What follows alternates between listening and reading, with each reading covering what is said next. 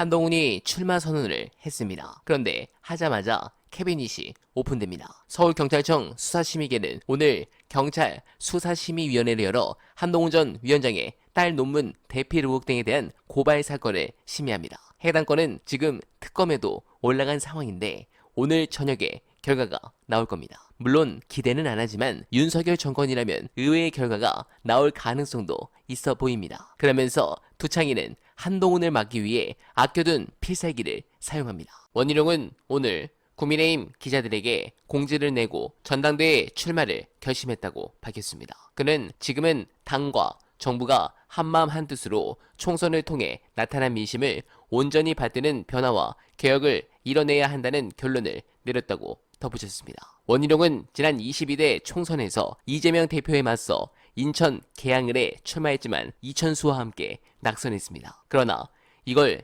희생 이렇게 포장을 해서 현재 국집 내부 지지층에는 이미지가 좋은 편입니다. 지지율 역시 이직들이 굉장히 많이 응답하는 여조인 불공정에서 한동훈에 이어 2위로 나오고 있습니다. 그런 부분에서 원 전 장관이 출마를 결심하면서 이번 국민의힘 전당대회는 한 전 장관과 나경원 의원 등 3자 구도로 펼쳐질 가능성이 높아진 가운데 윤상현 의원과 유승민 전 의원도 출마 여부를 고심 중입니다. 네, 여기서 이직들의 상황을 알 수 있습니다. 윤석열과 각을 세우고 반기를 들었던 한동훈이 1등이다. 이건 언제든지 윤을 버릴 수 있다는 시그널이죠.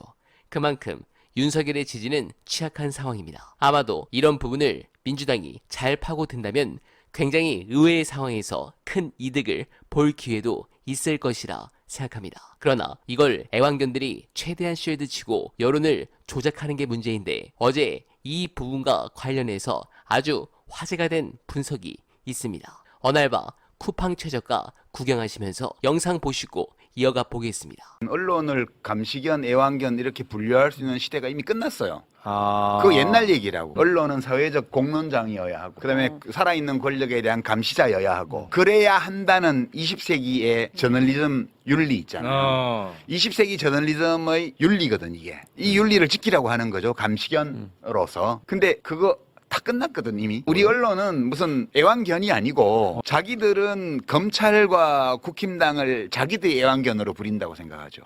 거기는 합체되어서 한 몸이라고요 이미. 거의 대부분의 언론이. 그러니까 주식회사 형태로 조직되어 있고 소유주가 있는 언론이 있잖아요. 그 되게 이제 재벌 언론, 경제신문들은 한국경제 비롯해서 대주주가 전부 대기업들이고요. 경제신문 대부분 그렇죠. 그다음에 일간지 종합지라고 말하는 것들은 그 자체가 족벌신문이거나 건설사 신문들이에요. 대부분. 네. 여기는 이미 자기 자신을 사회적 공론장으로 여기지 않아요. 그냥 여기는 자기들의 권력을 극대화하고 그 권력을 행사하고 거기서 이익을 얻고 이렇게 하는 이익 집단이에요. 네, 공감합니다. 이미 언론은 끝났습니다. 저들이 역대급으로 선거를 개입했는데 야당의 대승이었죠. 이미 저들은 자신들 스스로 몰락의 길을 걷고 있습니다. 또한 국짐도 마찬가지입니다. 새로운 지도부가 만약 윤석열 정부에 뜨끔미지근하게 협조 또는 반목을 해도 지지율이 하락할 가능성이 높고 극렬하게 차별화 정책을 실시하면 당내 개파 싸움은 물론 자칫하면 용산대 국민의힘 전면전으로